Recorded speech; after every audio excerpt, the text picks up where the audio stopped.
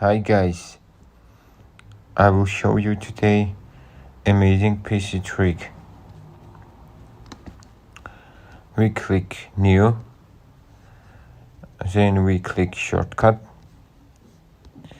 and we typing there slide to shut down.